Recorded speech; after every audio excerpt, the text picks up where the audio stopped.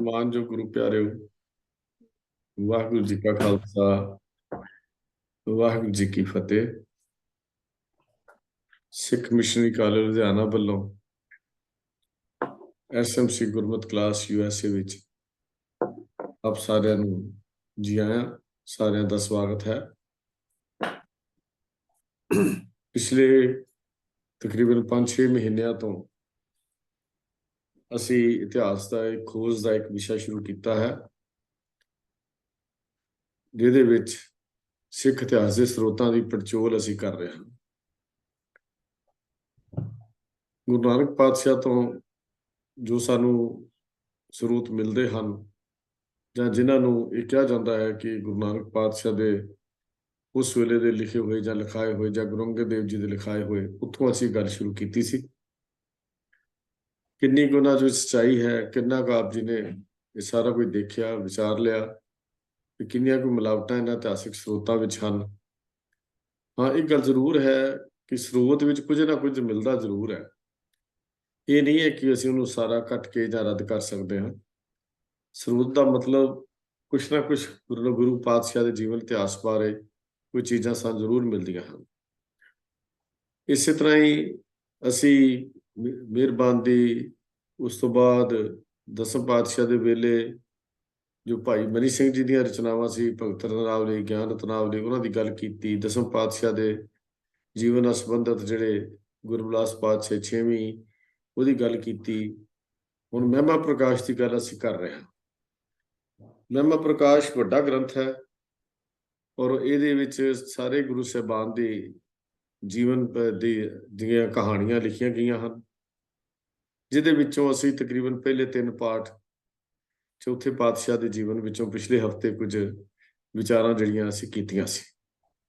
ਉਸ ਤੋਂ ਅਗਲਾ ਜਿਹੜਾ ਇਤਿਹਾਸ ਹੈ, ਉਹ ਸਰੋਤਾਂ ਵਿੱਚ ਕਿਸ ਤਰ੍ਹਾਂ ਲਿਖਿਆ ਗਿਆ, ਇਸ ਵਿੱਚ ਕੀ ਕੁਝ ਸਾਨੂੰ ਮਿਲਾਵਟ ਦਾ ਇਤਿਹਾਸ ਮਿਲਦਾ ਹੈ, ਤੇ ਕੀ ਕੁਝ ਇਤਿਹਾਸ ਦੀ ਸੱਚਾਈ ਸਾਨੂੰ ਨਜ਼ਰ ਆਉਂਦੀ ਹੈ। ਇਹ ਕੁਝ ਚੀਜ਼ਾਂ ਸਾਨੂੰ ਦੇਖਣ ਨੂੰ ਮਿਲਦੀਆਂ। ਆਓ ਅੱਜ ਅਗਲੀ ਵਿਚਾਰ ਸਰਵਣ ਕਰੀਏ। ਵੀਰ ਪ੍ਰਭ ਕੀਰਤਨ ਸਿੰਘ ਜੀ, ਜੋ ਬਹੁਤ ਮਿਹਨਤ ਕਰਨੀ ਹੈ ਇਹ ਵਿਸ਼ਾ, ਕਿਉਂਕਿ ਬਹੁਤ ਹੀ ਮਿਹਨਤ ਵਾਲਾ ਹੈ। ਬੜਾ ਹਰ ਹਫ਼ਤੇ ਤਿਆਰੀ ਕਰਕੇ ਨਵੀਆਂ ਜਾਣਕਾਰੀਆਂ ਸਾਡੇ ਨਾਲ ਸਾਂਝੀਆਂ ਕਰਨੀਆਂ, ਇਹ ਗੁਰੂ ਦੀ ਬਖਸ਼ਿਸ਼ ਤੋਂ ਬਿਨਾਂ ਨਹੀਂ ਹੁੰਦਾ। ਤਾਂ ਸਤਿਗੁਰੂ ਜੀ ਨੇ ਜਿੰਨੀ ਉਹਨਾਂ ਦੇ ਬਖਸ਼ਿਸ਼ ਕੀਤੀ ਹੈ, ਕਿਰਪਾ ਕੀਤੀ ਹੈ, ਉਸ ਮੁਤਾਬਕ ਤਿਆਰੀ ਕਰਕੇ ਉਹ ਵਿਚਾਰ ਸਾਡੇ ਨਾਲ ਸਾਂਝੇ ਕਰਦੇ ਹਨ। ਉਹਨਾਂ ਪਾਸੋਂ ਅੱਜ ਸਰਵਣ ਕਰਦੇ ਹਾਂ ਅੱਜ ਦੇ ਸਿੱਖ ਇਤਿਹਾਸ ਦੇ ਸਰੋਤ ਦਾ ਅਗਲਾ ਚੈਪਟਰ। ਵਾਹਿਗੁਰੂ ਜੀ ਕਾ ਖਾਲਸਾ, ਵਾਹਿਗੁਰੂ ਜੀ ਕੀ ਫਤਿਹ।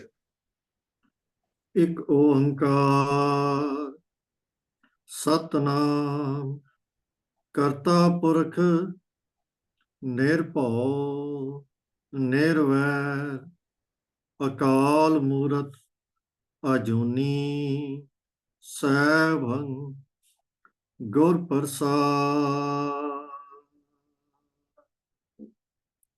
ਵਾਹਿਗੁਰੂ ਜੀ ਕਾ ਖਾਲਸਾ, ਵਾਹਿਗੁਰੂ ਜੀ ਕੀ ਫਤਿਹ।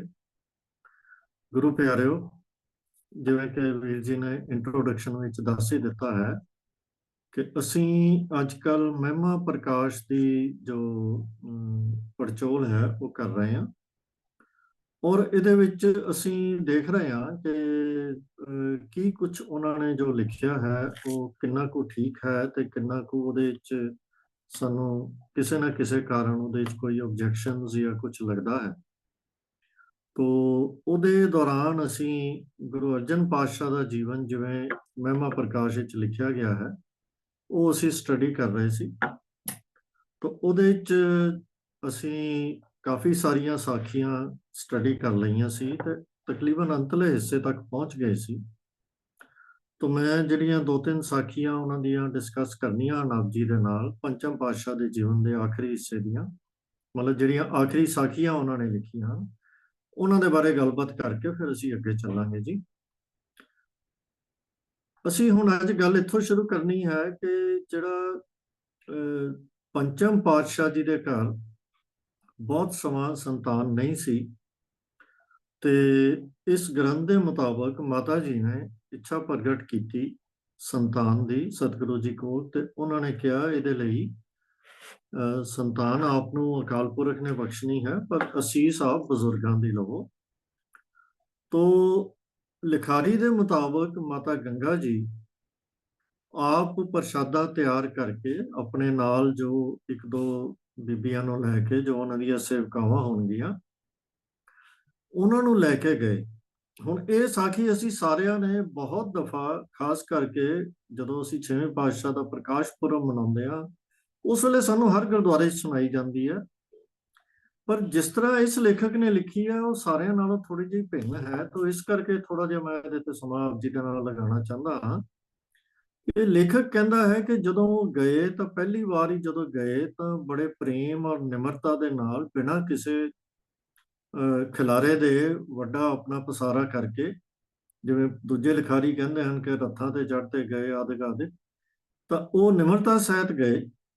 ਤਾਂ ਉਹਨਾਂ ਨੇ ਬਾਬਾ ਬੁੱਢਾ ਜੀ ਨੂੰ ਪ੍ਰਸ਼ਾਦਾ ਛਕਾਇਆ, ਤੇ ਬਾਬਾ ਬੁੱਢਾ ਜੀ ਪ੍ਰਸ਼ਾਦ ਛਕ ਕੇ ਤੇ ਬੜੇ ਪ੍ਰਸੰਨ ਹੋਏ।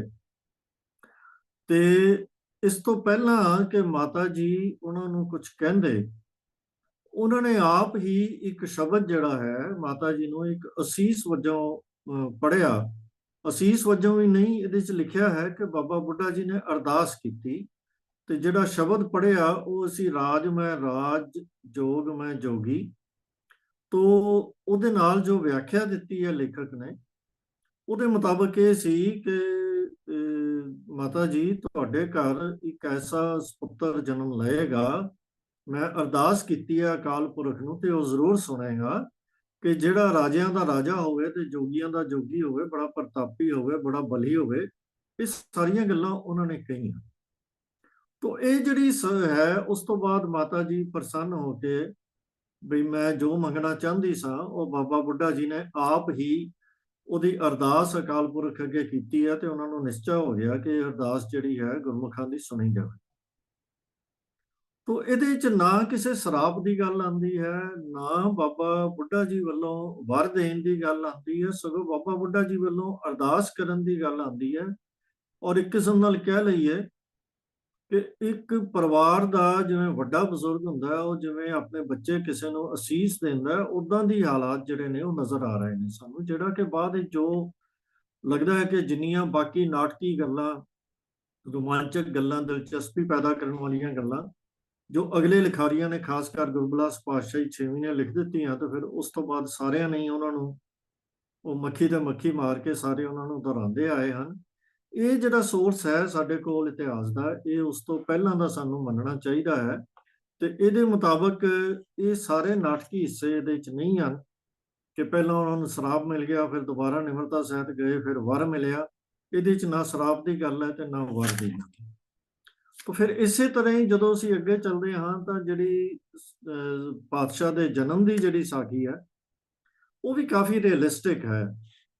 ਅਸੀਂ ਥੋੜਾ ਜਿਹਾ ਮੈਂ ਯਾਦ ਕਰਾ ਦਿਆਂ ਕਿ ਗੁਰਬਿਲਾਸ ਪਾਤਸ਼ਾਹੀ 6ਵੀਂ ਦੇ ਵਿੱਚ ਪੂਰੀ ਪੁਰਾਣਿਕ ਟੱਚ ਦਿੱਤੀ ਹੋਈ ਸੀ, ਔਰ ਉਹਨਾਂ ਨੇ ਸਪਸ਼ਟ ਰੂਪ ਵਿੱਚ ਉਹਦੇ 'ਚ ਲਿਖਿਆ ਹੋਇਆ ਕਿ ਉੱਥੇ ਵਿਸ਼ਨੂੰ ਨੇ ਇੰਨੀਆਂ ਬਾਹਾਂ ਦੇ ਨਾਲ ਉੱਥੇ ਜਨਮ ਲਿਆ। ਤੋ ਇਸ ਤਰੀਕੇ ਦੇ ਨਾਲ ਜਿਹੜਾ ਹੈਗਾ ਉਹਨਾਂ ਨੇ ਬਿਲਕੁਲ ਪੁਰਾਣਿਕ ਢੰਗ, ਸਨਾਤਨ ਮਤ ਦੇ ਜਿਹੜੇ ਵਿਸ਼ਵਾਸ ਹਨ ਉਹਨਾਂ ਦੇ ਵਿੱਚ ਹੀ ਜਿਹੜਾ ਹੈਗਾ ਉਹ ਉਹਨਾਂ ਨੇ ਕਰ ਦਿੱਤਾ। ਪਰ ਇੱਥੇ ਉਹ ਜਿਹੀ ਗੱਲ ਕੋਈ ਨਹੀਂ, ਸਿਵਾਏ ਇਸ ਦੇ ਕਿ ਇਸ ਤਰ੍ਹਾਂ ਦਾ ਜਿਵੇਂ ਇੱਕ ਆਮ ਸ਼ਰਧਾਵਾਨ ਤੋਂ ਐਕਸਪੈਕਟ ਕੀਤਾ ਜਾਂਦਾ ਹੈ ਕਿ ਉਹ ਲਿਖਦੇ ਨੇ ਕਿ ਜਦੋਂ ਸਤਿਗੁਰੂ ਜੀ ਨੇ ਜਨਮ ਲਿਆ ਤਾਂ ਸਾਰੇ ਪਾਸੇ ਬੜੇ ਖੁਸ਼ੀਆਂ ਦਾ ਮਾਹੌਲ ਹੋ ਗਿਆ। ਇਉਂ ਜਾਪਦਾ ਸੀ ਜਿਵੇਂ ਸਾਰੇ ਰਿਸ਼ੀ ਮੁਨੀ ਦੇਵਤੇ, ਜਿਵੇਂ ਆਮ ਕਹਾਵਤਾਂ ਦੇ ਵਿੱਚ ਕਿਹਾ ਜਾਂਦਾ ਹੈ, ਉਹ ਸਾਰੇ ਇਸ ਗੱਲ ਉੱਤੇ ਬੜੇ ਪ੍ਰਸੰਨ ਸਨ ਕਿ ਹੁਣ ਇਹ ਦਰਅਸਲ ਇੱਕ ਭਾਵਨਾ ਹੁੰਦੀ ਹੈ, ਲੇਖਕ ਦਾ ਇੱਕ ਕਹਿਣ ਦਾ ਢੰਗ ਹੁੰਦਾ ਹੈ, ਪਰ ਉਹਨੂੰ ਸਪਸ਼ਟ ਤੌਰ ਤੇ ਪੁਰਾਣਿਕ ਢੰਗ ਜਾਂ ਸਨਾਤਨੀ ਜਿਹੜਾ ਕਥਾਵਾਂ ਨੂੰ ਵਿੱਚ ਵਾੜ ਕੇ ਜਿਹੜਾ ਦੇਣਾ ਹੁੰਦਾ ਹੈ, ਉਹ ਜੇ ਇੱਥੇ ਕੁਝ ਨਹੀਂ ਦਿੱਤਾ, ਬੜੇ ਬਰੀਫਲੀ ਇਹਨਾਂ ਨੇ ਡਿਸਕ੍ਰਾਈਬ ਕੀਤਾ। ਫਿਰ ਅੱਗੇ ਇੱਥੇ ਜਿਹੜੀ ਹੋਰ ਸਾਡੇ ਧਿਆਨ ਖਿੱਚਣ ਵਾਲੀ ਗੱਲ ਹੈ ਉਹ ਇਹ ਹੈ ਕਿ ਇਹਨਾਂ ਨੇ ਸਿਰਫ 4 ਪੌੜੀਆਂ ਯਾਨੀ ਕਿ 8 ਪੰਕਤੀਆਂ ਦੇ ਵਿੱਚ ਗੁਰੂ ਸਾਹਿਬ ਦਾ ਬਚਪਨ ਡਿਸਕ੍ਰਾਈਬ ਕਰ ਦਿੱਤਾ ਕਿ ਆਪ ਜੀ ਦਾ ਬਚਪਨ ਜਿਹੜਾ ਹੈ ਉਹ ਗੁਰੂ ਸਾਹਿਬ ਦੀ ਸੁਪਰਵੀਜ਼ਨ ਦੇ ਵਿੱਚ ਚੱਲ ਰਿਹਾ ਸੀ, ਔਰ ਉਹਨਾਂ ਨੂੰ ਹਰ ਤਰ੍ਹਾਂ ਦੀ ਵਿੱਦਿਆ ਦਿੱਤੀ ਜਾ ਰਹੀ ਸੀ। ਇੰਨੀ ਗੱਲ ਹੀ ਉਹਨਾਂ ਨੇ ਕਹੀ। ਇਹਦੇ ਵਿੱਚ ਪ੍ਰਿਥੀ ਚੰਦ ਵੱਲੋਂ ਕਿਸੇ ਵੀ ਕੀਤੇ ਗਏ ਵਾਰ ਦਾ ਜ਼ਿਕਰ ਨਹੀਂ, ਚਾਹੇ ਉਹ ਜ਼ਹਿਰ ਦੇਣ ਦਾ ਹੋਵੇ, ਦਾਈ ਵਾਲਾ ਹੋਵੇ, ਬ੍ਰਾਹਮਣ ਜਾਂ ਸੱਪ ਦਾ ਜਾਂ ਇਸ ਤਰ੍ਹਾਂ ਦੀਆਂ ਜਿੰਨੀਆਂ ਵੀ ਘਟਨਾਵਾਂ ਸਾਨੂੰ ਬਾਅਦ ਦੇ ਵਿੱਚ ਜਾ ਕੇ ਅਗਲੇ ਇਤਿਹਾਸਕ ਸਰੋਤਾਂ 'ਚ ਮਿਲਦੀਆਂ ਨੇ, ਉਹਨਾਂ 'ਚੋਂ ਕਿਸੇ ਦਾ ਵੀ ਕੋਈ ਸੀ। ਔਰ ਇਹ ਹੁਣ ਸਾਡੇ ਵਾਸਤੇ ਇੱਕ ਖੋਜ ਦਾ ਵਿਸ਼ਾ ਹੈ ਕਿ ਕੀ ਇਹ ਗੱਲਾਂ ਕਿਆ ਹੋਈਆਂ ਹੀ ਨਹੀਂ ਸਨ, ਇਹ ਬਾਅਦ ਚ ਐਡ ਕੀਤੀਆਂ ਨੇ, ਜਾਂ ਇਹ ਪਰਦਾ ਪਾ ਗਏ ਨੇ। ਪੂਰੀ ਤਰ੍ਹਾਂ ਅਸੀਂ ਨਹੀਂ ਇਸ ਗੱਲ ਦੇ ਨਾਲ ਸਹਿਮਤ ਹੋ ਸਕਦੇ ਇਹਨਾਂ ਨਾਲ ਕਿ ਕੋਈ ਵੀ ਗੱਲ ਨਹੀਂ ਹੋਈ ਹੋਵੇਗੀ, ਕਿਉਂਕਿ ਸਤਿਗੁਰੂ ਜੀ ਨੇ ਗੁਰਬਾਣੀ ਦੇ ਵਿੱਚ ਵੀ ਸਾਨੂੰ ਕੁਝ ਇਸ਼ਾਰੇ ਦੇ ਦਿੱਤੇ ਹਨ। ਜਿਵੇਂ ਉਹ ਬ੍ਰਾਹਮਣ ਦਾ ਹੈ ਇਸ਼ਾਰਾ, ਤੇ ਇਸ ਤਰੀਕੇ ਦੇ ਨਾਲ ਉਹਨਾਂ ਨੇ ਕੁਝ ਇਸ਼ਾਰੇ ਤਾਂ ਦਿੱਤੇ ਹਨ ਸਾਨੂੰ, ਪਰ ਇਹਦੇ ਬਾਰੇ ਸਾਨੂੰ ਖੋਜ ਦੀ ਲੋੜ ਹੈ ਜਿਹੜੀ ਕਿ ਅਸੀਂ ਕਰਨੀ ਹੈ। ਇਸ ਤੋਂ ਅੱਗੇ ਇਸੇ ਹੀ ਚੈਪਟਰ ਦੇ ਵਿੱਚ, ਇਸੇ ਹੀ ਸਾਖੀ ਦੇ ਵਿੱਚ ਆਪ ਲਿਖਦੇ ਹਨ ਕਿ ਇਸ ਤਰ੍ਹਾਂ ਆਪ ਵਿਦਿਆ ਪ੍ਰਾਪਤ ਕਰਦੇ ਕਰਦੇ 6ਵੇਂ ਪਾਤਸ਼ਾਹ ਜਿਹੜੇ ਨੇ ਉਹ 12 ਸਾਲ ਦੀ ਉਮਰ ਤੱਕ ਆ ਗਏ। ਉਦੋਂ ਤੱਕ ਉਹਨਾਂ ਨੇ ਬਹੁਤ ਕੁਝ ਸਿੱਖ ਲਿਆ ਸੀ, ਸ਼ਸਤਰ ਵਿਦਿਆ ਵੀ ਤੇ ਸਾਰਾ ਕੁਝ। ਪਰ ਇੱਥੇ ਵੀ ਜਿਹੜਾ ਹੈ ਉਹ ਜਿਵੇਂ ਆਮ ਸਾਨੂੰ ਦੱਸਿਆ ਜਾਂਦਾ, ਬਾਬਾ ਬੁੱਢਾ ਜੀ ਤੇ ਭਾਈ ਗੁਰਦਾਸ ਜੀ ਦਾ ਨਾਮ ਦਿੱਤਾ ਜਾਂਦਾ, ਇਹਨਾਂ ਨੇ ਉਹ ਕੋਈ ਨਾਮ ਮੈਂਸ਼ਨ ਨਹੀਂ ਕੀਤਾ। ਇਹ ਦੂਜਾ ਇਹਦਾ ਪੱਖ ਹੈ ਕਿ ਸਾਰੀਆਂ ਸਾਖੀਆਂ ਦੇ ਵਿੱਚ ਬਾਬਾ ਬੁੱਢਾ ਜੀ ਦਾ ਰੋਲ ਜਿੱਥੇ ਸਾਰਿਆਂ ਨੇ ਲਿਖਿਆ, ਉੱਥੇ ਇਹਨਾਂ ਨੇ ਉਹਦੇ ਤੇ ਪਰਦਾ ਪਾ ਲਿਆ, ਬਾਬਾ ਬੁੱਢਾ ਜੀ ਦਾ ਨਾਮ ਵੀ ਨਹੀਂ ਲਿਖਦੇ। ਤੇ ਭਾਈ ਗੁਰਦਾਸ ਜੀ ਦੇ ਨਾਲ ਵੀ ਇਹ ਥੋੜਾ ਜਿਹਾ ਜਿਵੇਂ ਵਿਤਕਰਾ ਕਰਦੇ ਦਿਸਦੇ ਹਨ, ਕਿਉਂ ਭਾਵੇਂ ਉਹਨਾਂ ਦੇ ਆਪਣੇ ਖਾਨਦਾਨ ਵਿੱਚੋਂ ਹਨ, ਕਿਉਂਕਿ ਇਹ ਆਪਣੇ ਆਪ ਨੂੰ ਗੁਰੂ ਅਮਰਦਾਸ ਜੀ ਦੇ ਪਰਿਵਾਰ ਦੇ ਵਿੱਚੋਂ ਦੱਸਦੇ ਹਨ, ਤੇ ਭਾਈ ਗੁਰਦਾਸ ਜੀ ਵੀ ਉਹਨਾਂ ਦੇ ਭਤੀਜੇ ਹੀ ਸਨ। ਪਰ ਫਿਰ ਵੀ ਇਹਨਾਂ ਨੂੰ ਕੋਈ ਬਹੁਤ ਚੰਗੀ ਲਾਈਟ 'ਚ ਦਿਖਾਉਣ ਦਾ ਯਤਨ ਸਾਨੂੰ ਇਸ ਪੁਸਤਕ ਦੇ ਵਿੱਚੋਂ ਨਜ਼ਰ ਨਹੀਂ ਆਉਂਦਾ। ਇਹ ਵੀ ਸਾਡੇ ਧਿਆਨ ਦੇ ਵਿੱਚ ਆਉਂਦੀ। ਖੈਰ ਅੱਗੇ ਚੱਲੀਏ।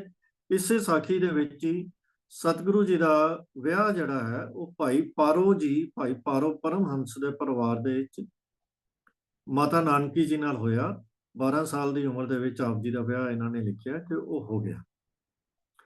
ਤੋ ਇਸੇ 'ਚ ਹੀ ਥੋੜਾ ਜਿਹਾ ਉਹਨਾਂ ਨੇ ਜ਼ਿਕਰ ਕੀਤਾ ਹੈ ਕਿ ਜਦੋਂ ਗੁਰੂ ਹਰਗੋਬਿੰਦ ਪਾਤਸ਼ਾਹ ਨੇ ਆਪਣੇ ਪਿਤਾ ਜੀ ਨੂੰ ਬਾਦਸ਼ਾਹ ਦੇ ਨਾਲ ਗੁਰੂ ਘਰ ਦੇ ਸੰਬੰਧਾਂ ਦੀ ਗੱਲ ਕੀਤੀ, ਤਾਂ ਗੁਰੂ ਸਾਹਿਬ ਨੇ ਉਹਨਾਂ ਨੂੰ ਉਪਦੇਸ਼ ਦਿੱਤਾ ਕਿ ਤੁਹਾਡਾ ਕੋਈ ਕੁਝ ਨਹੀਂ ਵਿਗਾੜ ਸਕਦਾ, ਤੁਹਾਡੇ ਤੇ ਅਕਾਲ ਪੁਰਖ ਦਾ ਹੱਥ ਹੈ, ਔਰ ਤੁਸੀਂ ਸਾਰਾ ਜੀਵਨ ਨਿਰਭੈ ਹੋ ਕੇ ਰਹਿਣਾ ਹੈ, ਔਰ ਜੋ ਗੱਲ ਕੰਮ ਠੀਕ ਨੇ ਉਹੀ ਕੰਮ ਕਰਨਾ ਹੈ।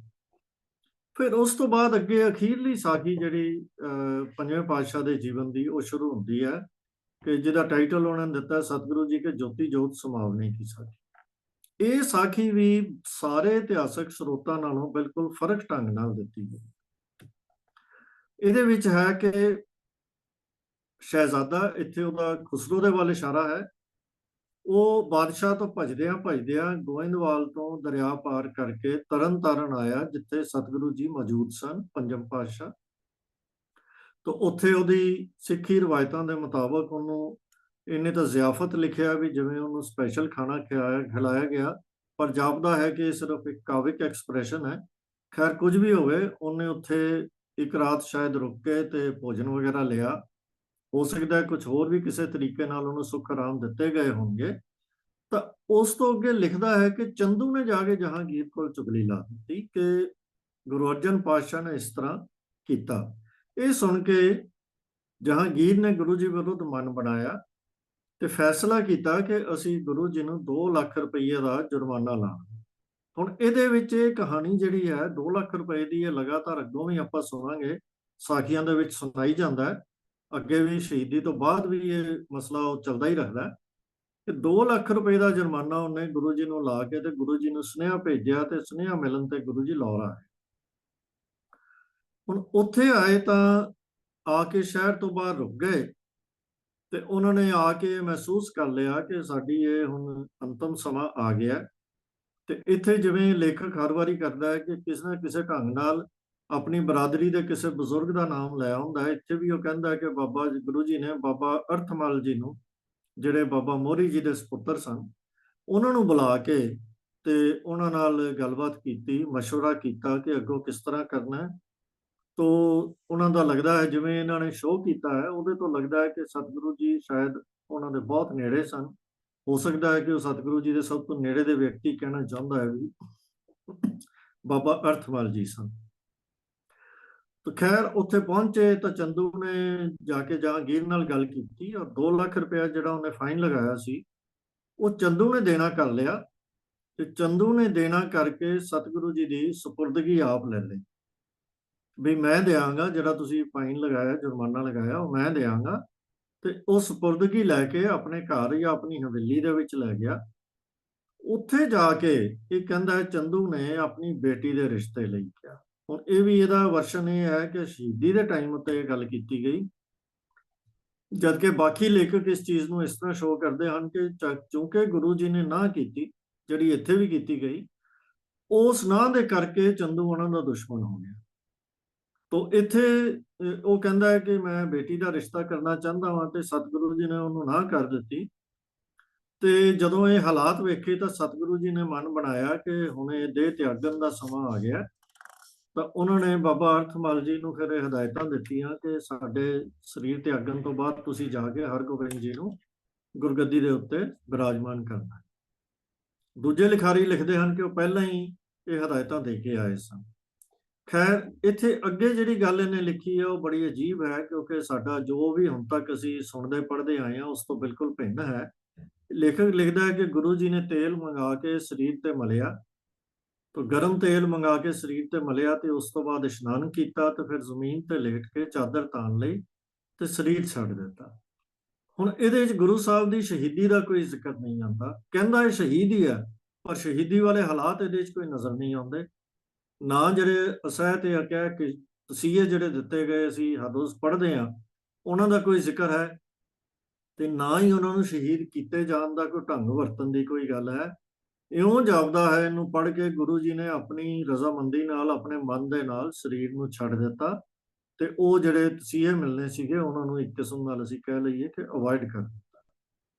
ਤਾਂ ਜਦੋਂ ਬਾਦਸ਼ਾਹ ਨੂੰ ਪਤਾ ਲੱਗਦਾ ਹੈ ਤਾਂ ਉਹ ਬੜਾ ਅਫਸੋਸ ਕਰਦਾ ਹੈ ਤੇ ਚੰਦਰ ਨੂੰ ਕਹਿੰਦਾ ਵੀ ਇਹ ਨਹੀਂ ਸੀ ਹੋਣਾ ਚਾਹੀਦਾ।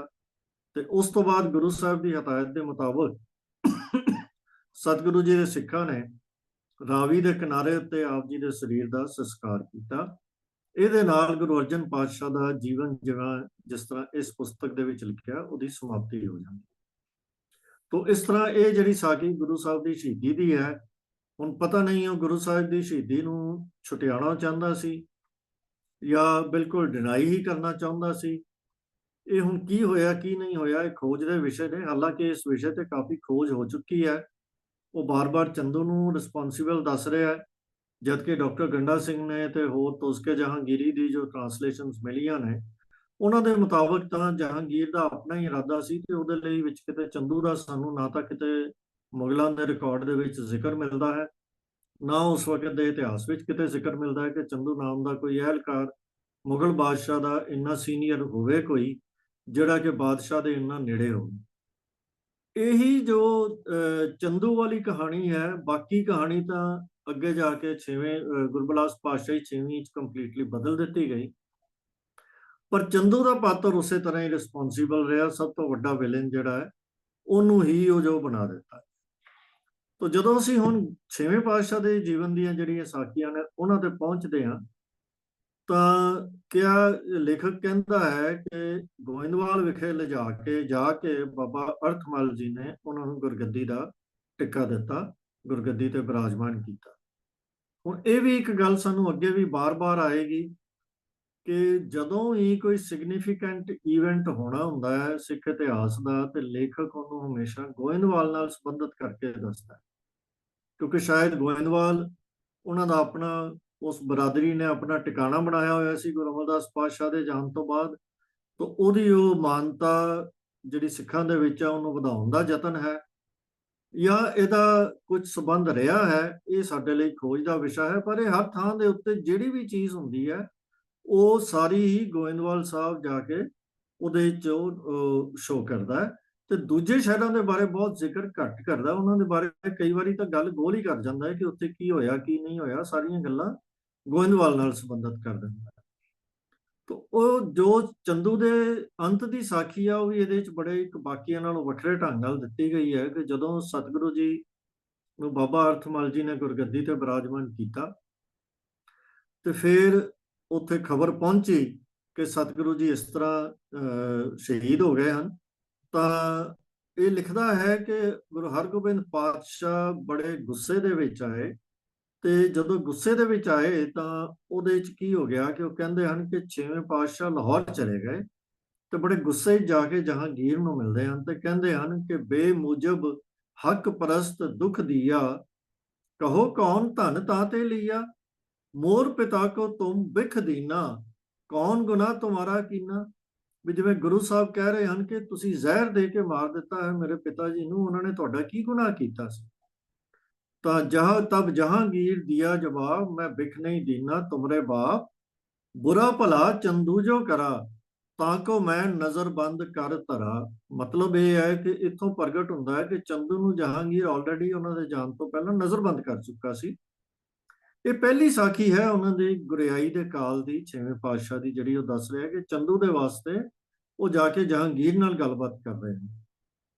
ਤੇ ਉਸ ਤੋਂ ਬਾਅਦ ਜਾ ਕੇ ਉਹ ਗੁਰੂ ਸਾਹਿਬ ਉਹਨੂੰ ਕਹਿੰਦੇ ਹਨ ਕਿ ਹੁਣ ਤੂੰ ਚੰਦੂ ਤੇ ਉਹਦਾ ਜਿਹੜਾ ਪੂਰਾ ਘਰ-ਬਾਰ ਹੈ, ਸਭ ਘਰ ਦਰ ਅਰ ਕੁਟੰਬ ਸਨ ਮਤਲਬ ਕੁਟੰਬ ਦੇ ਸਣੇ, ਚੰਦੂ ਹਮਕੋ ਦੇ, ਤੂੰ ਚੰਦੂ ਸਾਨੂੰ ਦੇ ਦੇ, ਆਪਣੇ ਘਰ-ਬਾਰ ਕੁਟੰਬ ਸਣੇ ਸਾਰਾ ਕੁਝ ਦੇ ਦੇ। ਤੇ ਇੱਥੇ ਲਿਖਦਾ ਹੈ ਕਿ ਕੁਟੰਬ ਸਮੇਤ ਚੰਦੂ ਨੂੰ ਕੋਹਲੂ ਦੇ ਵਿੱਚ ਪੀੜਿਆ ਗਿਆ, ਉਹਦਾ ਪਿੰਡ ਜਿਹੜਾ ਰੋਹੀਲਾ ਸੀ ਉਹਨੂੰ ਉਜਾੜਿਆ ਗਿਆ, ਤਬਾਹ ਕੀਤਾ ਗਿਆ, ਉਹਦਾ ਘਰ-ਘਾਟ ਖਤਮ ਕਰ ਦਿੱਤਾ ਗਿਆ ਤੇ ਉਸ ਜਗ੍ਹਾ ਦੇ ਉੱਤੇ ਸਤਿਗੁਰੂ ਜੀ ਨੇ ਹਰਗੋਬਿੰਦਪੁਰ ਵਸਾਇਆ।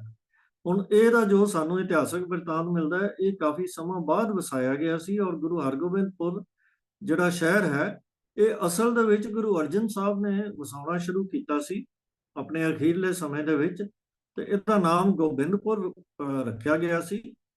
ਤੇ ਇਹਦੀ ਵਸਾਉਣ ਦੀ ਕਿਰਿਆ ਨੂੰ ਕੰਪਲੀਟ ਜਿਹੜਾ ਗੁਰੂ ਹਰਗੋਬਿੰਦ ਸਾਹਿਬ ਨੇ ਕੀਤਾ ਤੇ ਉਹਨਾਂ ਦੇ ਨਾਮ ਦੇ ਨਾਲ ਜੁੜ ਕੇ ਫਿਰ ਇਹ ਹਰਗੋਬਿੰਦਪੁਰ ਕਿਹਾ ਜਾਣਾ ਲੱਗ ਗਿਆ। ਇਹ ਵਰਸ਼ਨ ਵੀ ਸਾਨੂੰ ਇਤਿਹਾਸ ਦੇ ਵਿੱਚ ਮਿਲਦਾ ਹੈ। ਪਰ ਇੱਥੇ ਕਹਿ ਰਿਹਾ ਹੈ ਕਿ ਉਹ ਪਿੰਡ ਚੰਦੂ ਦਾ ਸੀ, ਉਹਨੂੰ ਤਬਾਹ ਕਰਕੇ ਉੱਥੇ ਨਵਾਂ ਸ਼ਹਿਰ ਵਸਾ ਦਿੱਤਾ ਗਿਆ। ਤੇ ਫਿਰ ਲਿਖਦਾ ਹੈ ਕਿ ਚੰਦੂ ਦਾ ਨਾਸ਼ ਕਰਕੇ ਸਤਿਗੁਰੂ ਜੀ ਗੋਇੰਦਵਾਲ ਵਾਪਸ ਆ ਗਏ। ਤੇ ਅੱਗੇ ਲਿਖਦਾ ਹੈ, ਕੁਛ ਕਟਕਾ ਬਾਦਸ਼ਾਹ ਕੋ ਸਤਿਗੁਰ ਦੀਆ ਪਠਾਏ। ਹੁਣ ਇੱਥੇ ਸਾਨੂੰ ਜਿਹੜੀ 2 ਲੱਖ ਰੁਪਈਆ ਜੁਰਮਾਨੇ ਦੀ ਗੱਲ ਹੈ ਉਹਦੇ ਨਾਲ ਇਹ ਗੱਲ ਜੋੜਨੀ ਪਏਗੀ ਕਿ ਉਹਦਾ ਕੁਝ ਹਿੱਸਾ ਸਤਿਗੁਰੂ ਜੀ ਬਾਦਸ਼ਾਹ ਨੂੰ ਦੇ ਕੇ ਤੇ ਵਾਪਸ ਆ ਗਏ। ਤਾਂ ਹੁਣ ਇਹ ਵੀ ਸਾਰੀ ਕਥਾ ਦੇ ਵਿੱਚ ਸਾਰੀ ਇਹ ਜੋ ਜਿੰਨੀ ਗਲਤ ਬਿਆਨੀ ਕਰ ਰਿਹਾ ਹੈ, ਇਹ ਕਿਉਂਕਿ ਪੰਚਮ ਪਾਤਸ਼ਾਹ ਦੀ ਸ਼ਹੀਦੀ ਦੇ ਸਮੇਂ ਵੀ ਤੇ ਉਸ ਤੋਂ ਕਾਫੀ ਸਮਾਂ ਬਾਅਦ ਤੱਕ ਵੀ ਜਹਾਂਗੀਰ ਤਾਂ ਲਾਹੌਰ ਦੇ ਵਿੱਚ ਸੀ ਨਹੀਂ, ਉਹ ਤਾਂ ਕਸ਼ਮੀਰ ਬੈਠਾ ਸੀ।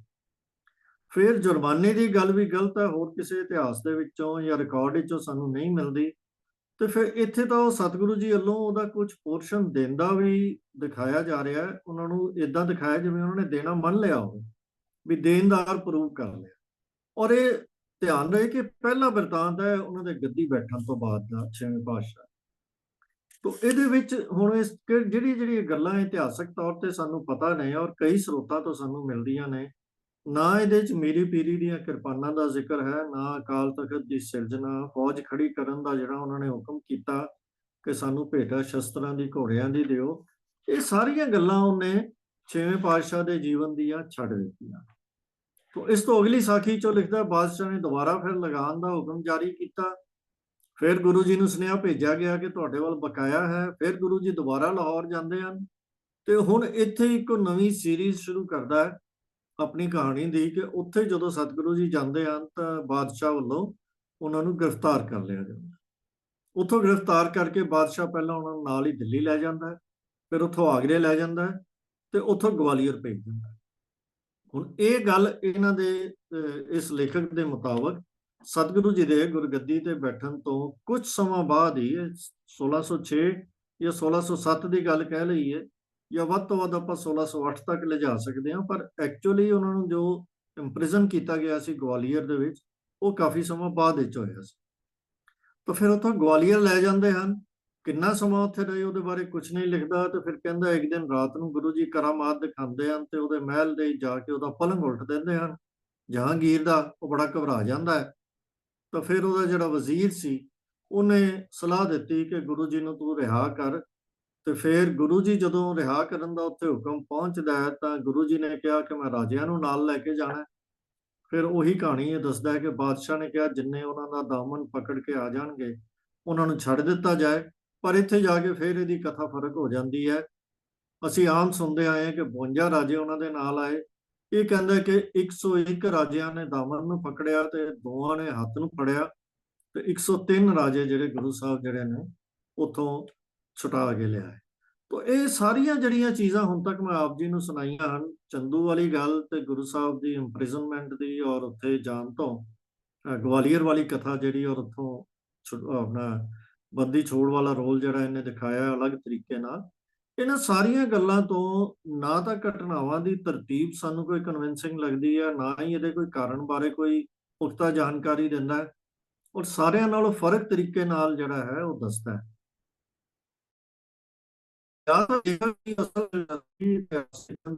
ਨਹੀਂ ਇਹਨੂੰ ਮੈਂ ਠੀਕ ਢੰਗ ਨਾਲ ਪੇਸ਼ ਕਰਾਂ, ਜਾਂ ਉਹਦੀ ਕੋਈ ਸੂਝ-ਬੂਝੀ ਇੰਨੀ ਕਮਜ਼ੋਰ ਸੀ ਕਿ ਉਹ ਸਾਰੀਆਂ ਚੀਜ਼ਾਂ ਨੂੰ ਵਿੱਚ ਮਿਕਸਅਪ ਕਰੀ ਜਾ ਰਿਹਾ ਹੈ, ਔਰ ਇਉਂ ਜਾਪਦਾ ਹੈ ਕਿ ਜਿਵੇਂ ਇੱਕ ਓਰਲ ਹਿਸਟਰੀ ਉਹਨੂੰ ਜਿਸ ਤਰ੍ਹਾਂ ਪਹੁੰਚੀ ਉਹਨੇ ਉਹ ਨੋਟ ਕਰ ਲਈ, ਤੇ ਫਿਰ ਉਹਨੂੰ ਆਪਣੇ ਢੰਗ ਨਾਲ ਹੀ ਕੋਈ ਤਰਤੀਬ ਦੇ ਕੇ ਬਿਨਾਂ ਕਿਸੇ ਖੋਜ ਪੜਤਾਲ ਦੇ ਜਾਂ ਲੌਜਿਕ ਦੇ ਉਹ ਆਪਣੇ ਤਰੀਕੇ ਦੇ ਨਾਲ ਹੀ ਉਹਨੂੰ ਲਿਖੀ ਜਾ ਰਿਹਾ। ਤੋ ਇਹ ਕੋਈ ਇਹਨਾਂ ਘਟਨਾਵਾਂ ਦੇ ਵਿੱਚ ਜਿਹੜੇ ਕਿਸੇ ਚੀਜ਼ ਦਾ ਕੋਈ ਕਾਰਨ ਦੇਣ ਦੀ ਜਾਂ ਕਿਸ ਤਰ੍ਹਾਂ ਹੋਇਆ, ਕਿਹੜੇ ਕਿਹੜੇ ਵੱਡੇ ਪਾਤਰ ਸਨ, ਉਹਨਾਂ ਬਾਰੇ ਵੀ ਕੋਈ ਵਿਸਥਾਰ ਨਹੀਂ। ਤੋ ਇਹ ਸਾਰੀਆਂ ਇਤਿਹਾਸਕ ਪੱਖ ਤੋਂ ਇੱਕ ਉਸ ਪੁਸਤਕ ਦੀ ਹਾਲਤ ਹੈ ਜਿਹਨੂੰ ਅਸੀਂ ਵੱਡਾ ਇਤਿਹਾਸਕ ਸਰੋਤ ਮੰਨਦੇ ਹਾਂ। ਸਾਡੇ ਵੱਡੇ ਵੱਡੇ ਇਤਿਹਾਸਕਾਰ ਇਹਦੇ ਚੋਂ ਵੱਡੀਆਂ ਵੱਡੀਆਂ ਕੋਟੇਸ਼ਨ ਸਾਨੂੰ ਪੜ੍ਹ ਕੇ ਸੁਣਾਉਂਦੇ ਹਨ। ਸਾਡੇ ਕਥਾਕਾਰ ਅੱਜ ਵੀ ਸਾਨੂੰ ਸਟੇਜਾਂ ਉੱਤੋਂ ਇਹਦੀਆਂ ਕੋਟੇਸ਼ਨਸ ਪੜ੍ਹ ਕੇ ਸੁਣਾਉਂਦੇ ਹਨ। ਇਹ ਉਸ ਪੁਸਤਕ ਦੇ ਅੰਦਰ ਦਾ ਜਿਹੜਾ ਕੰਟੈਂਟ ਹੈ ਉਹਦੀ ਗੱਲ ਹੈ। ਫਿਰ ਅੱਗੇ ਮੈਂ ਸੰਖੇਪ ਵਿੱਚ ਗੱਲ ਕਰੀਏ ਕਿ ਜਹਾਂਗੀਰ ਨੇ ਹੁਕਮ ਜਾਰੀ ਕੀਤਾ ਕਿ ਇਹਨਾਂ ਨੂੰ ਸੱਚਾ ਪਾਤਸ਼ਾਹ ਕੋਈ ਨਹੀਂ ਕਹੇਗਾ, ਤੇ ਉਹ ਉੱਥੇ ਹੀ ਜਦੋਂ ਇਹ ਆਪਣਾ ਉੱਥੋਂ ਆਏ ਨੇ ਗਵਾਲੀਅਰ ਤੋਂ ਤੇ ਆ ਕੇ ਆਗਰੇ ਮਿਲੇ ਨੇ ਉਹਨੂੰ, ਉਦੋਂ ਇਹ ਹੁਕਮ ਜਾਰੀ ਕੀਤਾ ਗਿਆ। ਉੱਥੇ ਦੇ ਹੀ ਇਹ ਲਿਖਦਾ ਹੈ, ਘਾਈ ਸਿੱਖ ਆ ਗਿਆ, ਘਾਹ ਦੀ ਪੰਡ ਲੈ ਕੇ, ਜਿਹੜੀ ਆਪਾਂ ਸਾਰਿਆਂ ਨੇ ਸਾਖੀ ਸੁਣੀ ਹੋਈ ਹੈ ਉਹ ਵਾਪਰਦੀ ਹੈ। ਤੇ ਫਿਰ ਉਸ ਤੋਂ ਬਾਅਦ ਇਹ ਲਿਖਦਾ ਹੈ ਕਿ ਸਤਿਗੁਰੂ ਜੀ ਆਗਰੇ ਤੋਂ ਨਾਨਕ ਮਤੇ ਗਏ। ਹੁਣ ਇਹ ਗੱਲ ਲੌਜੀਕਲ ਤਾਂ ਲੱਗਦੀ ਹੈ, ਕਿਉਂਕਿ ਰਸਤੇ ਦੇ ਹਿਸਾਬ ਨਾਲ ਦੇਖਿਆ ਜਾਏ ਤੇ ਉੱਥੋਂ ਜਾਣਾ ਪੰਜਾਬ ਤੋਂ ਜਾਣ ਨਾਲੋਂ ਸੌਖਾ ਲੱਗਦਾ ਹੈ। ਤੋਂ ਇੱਥੋਂ ਸਤਿਗੁਰੂ ਜੀ ਅੰਮ੍ਰਿਤਸਰ ਗਏ। ਗਵਾਲੀਅਰ ਤੋਂ ਅੰਮ੍ਰਿਤਸਰ ਜਾਂਦੇ ਹੋਏ ਭਾਵੇਂ ਕਿ ਨਾਨਕ ਮਤੇ ਹੋ ਕੇ ਗਏ, ਕਿਉਂਕਿ ਉੱਥੇ ਜੋਗੀਆਂ ਨੇ ਗੜਬੜ ਕੀਤੀ ਸੀ, ਤੇ ਜਦੋਂ ਜੋਗੀਆਂ ਨੇ ਉਹਨਾਂ ਦਾ ਆਣਾ ਸੁਣਿਆ ਤੇ ਉਹ ਛੱਡ ਕੇ ਦੌੜ ਗਏ, ਤੇ ਗੁਰੂ ਜੀ ਦੇ ਜਿਹੜੇ ਸੇਵਕ ਪਹਿਲਾਂ ਉੱਥੇ ਸੇਵਾ ਕਰ ਰਹੇ ਸਨ ਉਹ ਦੁਬਾਰਾ ਉਹਨਾਂ ਨੇ ਸੇਵਾ ਸੰਭਾਲੀ। ਹੁਣ ਅੰਮ੍ਰਿਤਸਰ ਪਹੁੰਚਣ ਦੀ ਗੱਲ ਤੋਂ ਜ਼ਰੂਰ ਲਿਖਦਾ, ਪਰ ਇੱਥੇ ਬਾਕੀ ਸਾਰੇ ਸਰੋਤਾਂ ਨਾਲੋਂ ਇੱਕ ਚੀਜ਼ ਫਰਕ ਆ ਜਾਂਦੀ ਹੈ ਕਿ ਇੱਥੇ ਨਾ ਤਾਂ ਕੋਈ ਦੀਵਾਲੀ ਦਾ ਜ਼ਿਕਰ ਕਰਦਾ ਹੈ ਤੇ ਨਾ ਕਿਸੇ ਕਿਸਮ ਦੀ ਦੀਪਮਾਲਾ ਦਾ ਵੀ ਜ਼ਿਕਰ ਕਰਦਾ। ਖੈਰ, ਅੰਮ੍ਰਿਤਸਰ ਸਤਿਗੁਰੂ ਜੀ ਆ ਗਏ ਤਾਂ ਬਾਦਸ਼ਾਹ ਪਿੱਛੋਂ ਲਾਹੌਰ ਆਇਆ, ਤੇ ਫਿਰ ਇੱਕ ਵਾਰੀ ਸ਼ਿਕਾਇਤ ਹੁੰਦੀ ਹੈ ਕਿ ਇਹ ਪਿੱਛੇ ਇਸ ਤਰ੍ਹਾਂ ਫੌਜ ਰੱਖਣੀ ਸ਼ੁਰੂ ਕਰ ਦਿੱਤੀ ਹੈ। ਬੜੇ ਸੰਖੇਪ ਵਿੱਚ ਉਹਨੇ ਲਿਖਿਆ, ਬਹੁਤ ਕਲੀਅਰ ਨਹੀਂ ਹੈ, ਪਰ ਇਹ ਲਿਖਿਆ ਕਿ ਉਹਨਾਂ ਦੇ ਬਾਰੇ ਬਹੁਤ ਸਾਰੇ ਅਹਿਲਕਾਰਾਂ ਨੇ ਤੇ ਹੋਰ ਧਾਰਮਿਕ ਲੋਕਾਂ ਨੇ ਜਾ ਕੇ ਸ਼ਿਕਾਇਤ ਕੀਤੀ।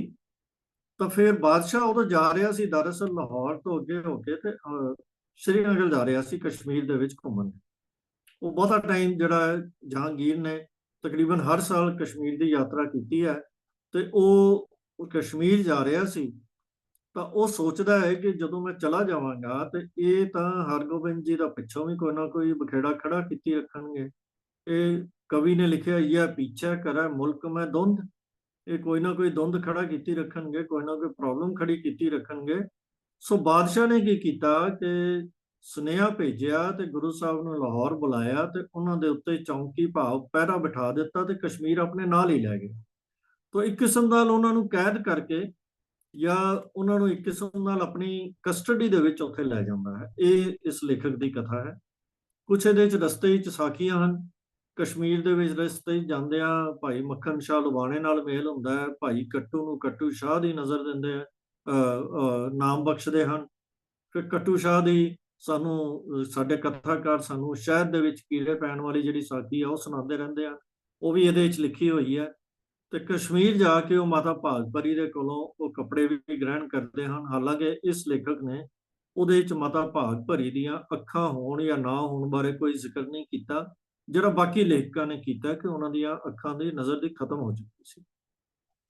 ਖੈਰ, ਉਥੋਂ ਗੁਰੂ ਜੀ ਬਾਦਸ਼ਾਹ ਦੇ ਨਾਲ ਹੀ ਵਾਪਸ ਆਉਂਦੇ ਨੇ, ਤੇ ਆ ਕੇ ਉਹਨੇ ਫਿਰ ਉਸੇ ਤਰ੍ਹਾਂ ਹੀ ਅੰਡਰ ਕਸਟਡੀ ਗੁਰੂ ਜੀ ਨੂੰ ਇਹ ਕਹਿੰਦਾ ਲਾਹੌਰ ਹੀ ਰੱਖਿਆ ਹੋਇਆ ਸੀ।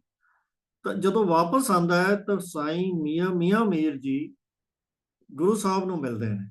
ਗੁਰੂ ਸਾਹਿਬ ਮਿਲਣ ਲਈ ਉਹਨਾਂ ਦੇ ਡੇਰੇ ਜਾਂਦੇ ਨੇ। ਜਦੋਂ ਬਾਦਸ਼ਾਹ ਨੂੰ ਇਹ ਪਤਾ ਲੱਗਦਾ ਹੈ ਤਾਂ ਉਹ ਬੜਾ ਹੈਰਾਨ ਹੁੰਦਾ ਹੈ, ਕਿਉਂਕਿ ਸਾਈਂ ਮੀਆਂ ਮੀਰ ਦਾ ਉਹ ਬਹੁਤ ਜ਼ਿਆਦਾ ਸਤਿਕਾਰ ਕਰਦਾ ਸੀ, ਤੇ ਉਹਨੇ ਆਪਣੇ ਸਾਹਿਬਜ਼ਾਦੇ ਨੂੰ ਭੇਜਿਆ ਕਿ ਜਾ ਜ਼ਰਾ ਗੱਲ ਕਰਕੇ ਆ ਸਾਈਂ ਮੀਆਂ ਮੀਰ ਜੀ ਨਾਲ। ਤਾਂ ਮੀਆਂ ਮੀਰ ਜੀ ਨੇ ਸਮਝਾਇਆ ਤੇ ਉਹਨਾਂ ਦੇ ਸਮਝਾਉਣ ਦਾ ਅਸਰ ਇਹ ਹੋਇਆ ਕਿ ਉਹਨਾਂ ਦੇ ਕਹਿਣ ਦੇ ਉੱਤੇ ਗੁਰੂ ਜੀ ਨੇ ਆਪਣੀ ਚੌਂਕੀ ਬਾਦਸ਼ਾਹ ਨੇ ਗੁਰੂ ਸਾਹਿਬ ਤੋਂ ਆਪਣੀ ਚੌਂਕੀ ਹਟਾ ਲਈ। ਉਸ ਤੋਂ ਬਾਅਦ ਇਹ ਲਿਖਦਾ ਹੈ ਕਿ ਜਦੋਂ ਗੁਰੂ ਸਾਹਿਬ ਜਾ ਰਹੇ ਸਨ ਤੇ ਰਸਤੇ ਵਿੱਚ ਉਹਨਾਂ ਨੇ ਕਿਲੇ ਚੋਂ ਨਿਕਲਦਿਆਂ ਦੇਖਿਆ ਕਿ ਇੱਕ ਜਗ੍ਹਾ ਤੇ ਕੋਈ ਮੱਛੀ ਟੰਗੀ ਹੋਈ ਹੈ। ਤੇ ਉਹਨਾਂ ਨੇ ਪੁੱਛਿਆ ਇਹ ਕੀ ਹੈ, ਤਾਂ ਦੱਸਿਆ ਕਿ ਇਹ ਮੱਛੀ ਦਾ ਮਾਡਲ ਉਹਨੇ ਰੱਖਿਆ ਜਹਾਂਗੀਰ ਨੇ। ਇੱਥੇ ਹਰ ਰੋਜ਼ ਸਵੇਰੇ ਉੱਠ ਕੇ ਉਹ ਆਪਣੀ ਤੀਰਅੰਦਾਜ਼ੀ ਦੀ ਪ੍ਰੈਕਟਿਸ ਕਰਦਾ। ਤਾਂ ਗੁਰੂ ਸਾਹਿਬ ਨੇ ਆਪਣਾ ਤੀਰ ਕਮਾਨ ਕੱਢਿਆ ਤੇ ਉਹ ਜਿਹੜਾ ਮਛਲੀ ਸੀ ਉਹਦੇ ਉੱਤੇ ਤੀਰ ਚਲਾ ਕੇ ਉਹਨੂੰ ਖਤਮ ਨਸ਼ਟ ਕਰ ਦਿੱਤਾ ਤੇ ਆਪ ਅੰਮ੍ਰਿਤਸਰ ਚਲੇ ਗਏ।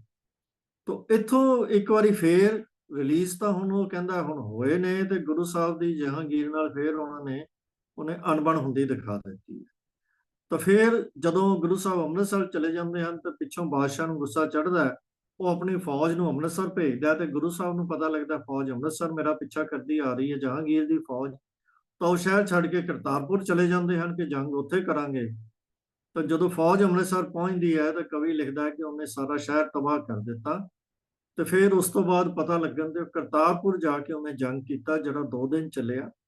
ਪਰ ਦੋਵੇਂ ਦਿਨ ਜਿੰਨੀ ਫੌਜ ਬਾਦਸ਼ਾਹ ਨੇ ਭੇਜੀ ਉਹ ਸਾਰੀ ਗੁਰੂ ਸਾਹਿਬ ਦੇ ਤੀਰਾਂ ਦੇ ਨਾਲ ਖਤਮ ਹੋ। ਤੇ ਤੀਜੇ ਦਿਨ ਉਹ ਲਿਖਦਾ ਹੈ ਕਿ ਬਾਦਸ਼ਾਹ ਪੈਂਦੇ ਖਾਨ ਨੂੰ ਉੱਥੇ ਭੇਜਦਾ ਤੇ ਪੈਂਦੇ ਖਾਨ ਦੀ ਜਿਹੜੀ ਆਪਾਂ ਸਾਖੀ ਸੁਣੀ ਹੋਈ ਹੈ ਕਿ ਫਿਰ ਜਦੋਂ ਦਾ ਗੁਰੂ ਜੀ ਨਾਲ ਹੁੰਦਾ ਹੈ ਤੇ ਉਹ ਖਤਮ ਹੋ ਜਾਂਦਾ। ਉਹਨੂੰ ਉਹ ਕਲਮਾ ਪੜ੍ਹਨ ਲਈ ਕਹਿੰਦੇ ਹਨ। ਉਹ ਸਾਰੀ ਸਾਖੀ ਇਹਦੇ ਵਿੱਚ ਲਿਖੀ ਹੋਈ ਹੈ। ਹਾਲਾਂਕਿ ਜਿੰਨੀ ਆਮ ਅਸੀਂ ਪੜ੍ਹਦੇ ਹਾਂ ਉਹਦੇ ਤੋਂ ਵੀ ਥੋੜਾ ਜਿਹਾ ਜ਼ਿਆਦਾ ਕਰਾਮਾਤੀ ਢੰਗ ਦੇ ਵਿੱਚ ਦਿੱਤਾ ਗਿਆ। ਤਾਂ ਪੂਰੇ ਗੁਰੂ ਸਾਹਿਬ ਦੇ ਜੀਵਨ ਬਿਰਤਾਂਤ ਦੇ ਵਿੱਚ ਇਹ ਲੇਖਕ ਸਿਰਫ ਇੱਕੋ ਇੱਕ ਕਰਤਾਰਪੁਰ ਦੀ ਜੰਗ ਦਾ ਜ਼ਿਕਰ ਕਰਦਾ ਹੈ। ਇਸ ਤੋਂ ਇਲਾਵਾ ਹੋਰ ਕਿਸੇ ਵੀ ਜੰਗ ਦਾ ਜ਼ਿਕਰ ਨਹੀਂ ਕਰਦਾ। ਔਰ ਇਹ ਜੰਗ ਵੀ ਜਿਹੜੀ ਲਿਖਦਾ ਹੈ ਜਹਾਂਗੀਰ ਨਾਲ ਹੋਈ ਹੈ, ਜਦਕਿ ਬਾਕੀ ਲੇਖਕਾਂ ਨੇ ਸ਼ਾਹਜਹਾਨ ਨਾਲ ਹੋਈ ਮੰਨੀ। ਤੇ ਬਾਕੀ ਲੇਖਕਾਂ ਦੇ ਮੁਤਾਬਕ ਜਦੋਂ ਇੱਕ ਵਾਰੀ ਗੁਰੂ ਸਾਹਿਬ ਦੀ ਜਹਾਂਗੀਰ ਦੇ ਨਾਲ ਦੋਸਤੀ ਹੋ ਗਈ ਤੇ ਫਿਰ ਉਹ ਬਾਕੀ ਸਮਾਂ ਉਹਦੇ ਨਾਲ ਸੰਬੰਧ ਚੰਗੇ ਰਹੇ ਤੇ ਕੋਈ ਦਿੱਕਤ ਨਹੀਂ ਆਈ। ਪਰ ਇੱਥੇ ਉਹ ਜਹਾਂਗੀਰ ਨਾਲ ਹੀ ਜੰਗ ਹੋਈ।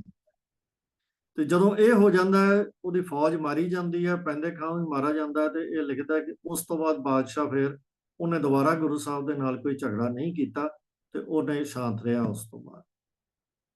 ਪਰ ਇੱਥੇ ਇਹ ਲਿਖਦਾ ਹੈ ਕਿ ਜਦੋਂ ਇਹ ਜੰਗ ਖਤਮ ਹੁੰਦੀ ਤੇ ਗੁਰੂ ਸਾਹਿਬ ਇਹ ਫੈਸਲਾ ਕਰਦੇ ਨੇ ਕਿ ਇੱਥੇ ਨਹੀਂ ਹੁਣ ਅੰਮ੍ਰਿਤਸਰ ਰਹਿਣਾ ਤੇ ਇੱਥੋਂ ਉਹ ਕੀਰਤਪੁਰ ਸਾਹਿਬ ਚਲੇ ਜਾਂਦੇ। ਹੁਣ ਇੱਥੇ ਤੱਕ ਕੀਰਤਪੁਰ ਸਾਹਿਬ ਜਦੋਂ ਇਹ ਪਹਿਲੀ ਜੰਗ ਹੋਈ ਹੈ ਉਸ ਤੋਂ ਇਹਨੇ ਦੱਸੀ ਇੱਕੋ ਹੀ ਜੰਗ ਹੈ ਤੇ ਉਸ ਜੰਗ ਤੋਂ ਬਾਅਦ ਇਹ ਕੀਰਤਪੁਰ ਚਲੇ ਜਾਂਦੇ ਹਨ। ਤੇ ਇਹਦੇ ਸਮੇਂ ਵਿੱਚ ਕੋਈ ਨਹੀਂ ਲਿਖੇ, ਡੇਟਸ ਨਹੀਂ ਲਿਖੀਆਂ, ਪਰ ਉਸ ਤੋਂ ਇਹ ਜਾਪਦਾ ਹੈ ਕਿ ਗੁਰੂ ਸਾਹਿਬ ਦੇ ਪਹਿਲੇ 5 ਸਾਲ ਜਾਂ 10 ਸਾਲ ਦੇ ਵਿੱਚ ਜਿਹੜੇ ਗੁਰਿਆਈ ਦੇ ਸਨ ਉਹਦੇ ਵਿੱਚ ਜੰਗ ਹੋਈ ਹੋਵੇਗੀ।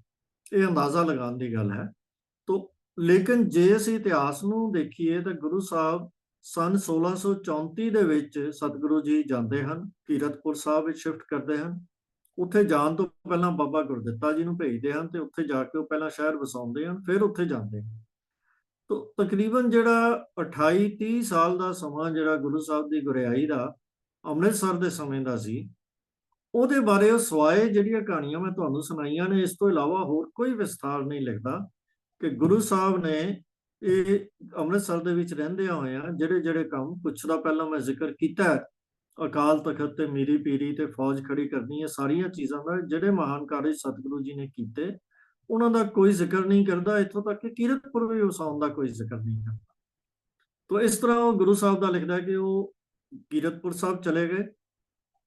ਉੱਥੇ ਫਿਰ ਕੁਝ ਛੋਟੀਆਂ ਸਾਖੀਆਂ ਹਨ, ਜਿਵੇਂ ਬਿਧੀ ਚੰਦ ਦੇ ਘੋੜੇ ਲਿਆਉਣ ਦੀ ਸਾਖੀ ਉਹਦੇ ਵਿੱਚ ਦੱਸਦਾ ਹੈ।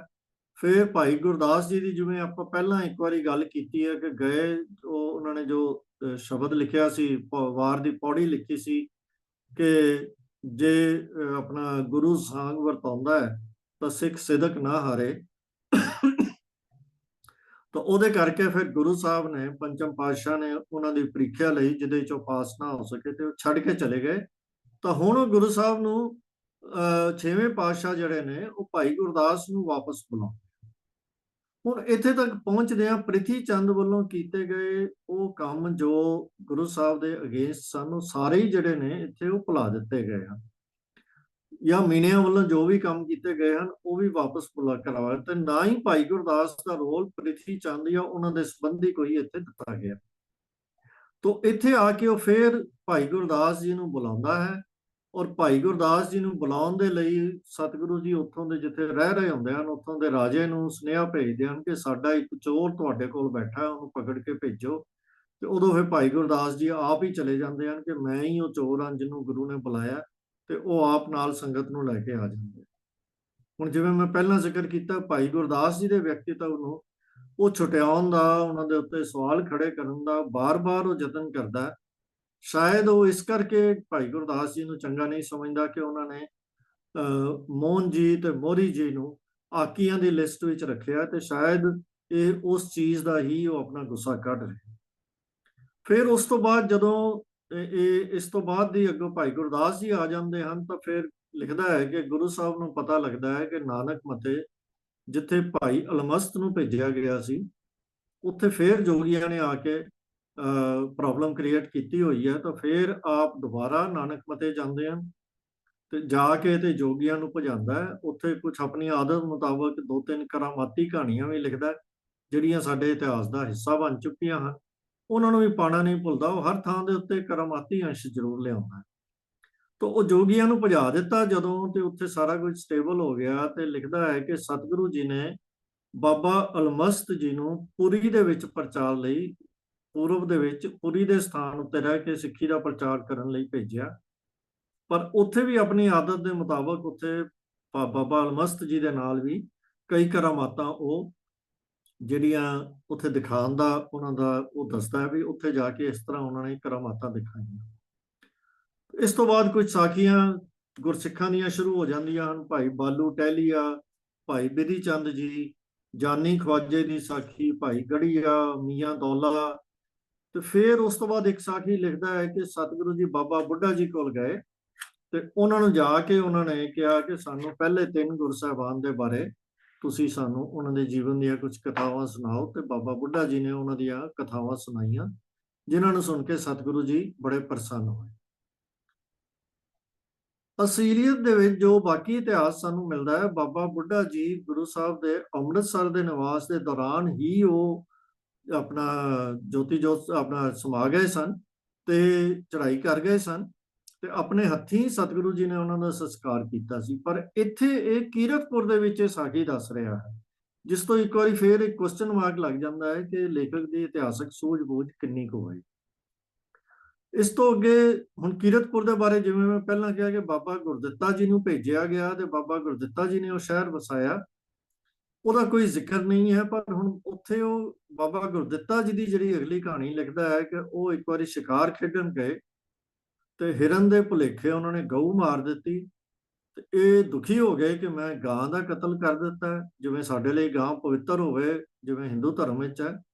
ਪਰ ਉਹਨਾਂ ਨੇ ਕੀ ਕੀਤਾ ਕਿ ਦੁਖੀ ਹੋ ਕੇ ਗਾਂ ਨੂੰ ਦੁਬਾਰਾ ਜਵਾ ਦਿੱਤਾ। ਜਦੋਂ ਸਤਿਗੁਰੂ ਜੀ ਨੂੰ ਇਹ ਪਤਾ ਲੱਗਿਆ ਤਾਂ ਉਹਨਾਂ ਨੇ ਨਾਰਾਜ਼ਗੀ ਪ੍ਰਗਟ ਕੀਤੀ, ਤੇ ਉਸ ਨਾਰਾਜ਼ਗੀ ਨੂੰ ਮੁੱਖ ਰੱਖਦੇ ਹੋਏ ਬਾਬਾ ਗੁਰਦਿੱਤਾ ਜੀ ਨੇ ਆਪਣਾ ਸਰੀਰ ਤਿਆਗ ਦਿੱਤਾ।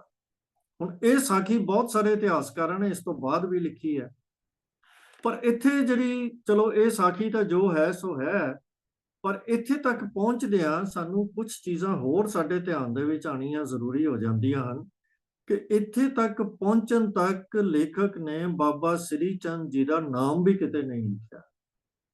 ਸਤਿਗੁਰੂ ਜੀ ਦਾ ਉਹਨਾਂ ਨੂੰ ਮਿਲਣ ਜਾਣਾ, ਉਹਨਾਂ ਦੇ ਡੇਰੇ ਉੱਤੇ ਤਾਂ ਦੂਰ ਦੀ ਗੱਲ ਹੈ, ਉਹਨਾਂ ਦਾ ਜ਼ਿਕਰ ਵੀ ਨਹੀਂ ਕੀਤਾ। ਨਾ ਉਦਾਸੀ ਮਤ ਦੇ ਬਾਰੇ ਕੁਝ ਲਿਖਿਆ ਕਿ ਇਹੋ ਜਿਹਾ ਕੋਈ ਮਤ ਵੀ ਹੈ ਜਿਹਦਾ ਸਿੱਖੀ ਦੇ ਨਾਲ ਜਾਂ ਗੁਰੂ ਘਰ ਨਾਲ ਜਾਂ ਸਿੱਖਾਂ ਦੇ ਨੇੜੇ ਤੇੜੇ ਵੀ ਕੋਈ ਸੰਬੰਧ ਹੈ, ਕਿਤੇ ਵੀ ਉਹਨਾਂ ਨੇ ਕੋਈ ਜ਼ਿਕਰ ਨਹੀਂ ਕੀਤਾ। ਤੇ ਫਿਰ ਨਾ ਹੀ ਉਹ ਜ਼ਿਕਰ ਕਰਦਾ ਹੈ ਕਿ ਬਾਬਾ ਗੁਰਦਿੱਤਾ ਜੀ ਨੂੰ ਗੁਰੂ ਸਾਹਿਬ ਨੇ ਬਾਬਾ ਸ੍ਰੀ ਚੰਦ ਜੀ ਨੂੰ ਭੇਟ ਕਰ ਦਿੱਤਾ, ਤੇ ਉਹਨਾਂ ਨੇ ਆਪਣਾ ਜਾਨਸ਼ੀਨ ਬਣਾ ਲਿਆ।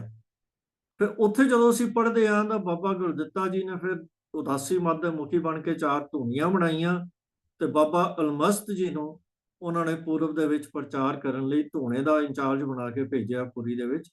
ਪਰ ਇਸ ਪੁਸਤਕ ਦੇ ਮੁਤਾਬਕ ਬਾਬਾ ਅਲਮਸਤ ਜੀ ਨੂੰ 6ਵੇਂ ਪਾਤਸ਼ਾਹ ਨੇ ਆਪ ਉੱਥੇ ਸਿੱਖੀ ਦਾ ਪ੍ਰਚਾਰ ਕਰਨ ਲਈ ਭੇਜਿਆ।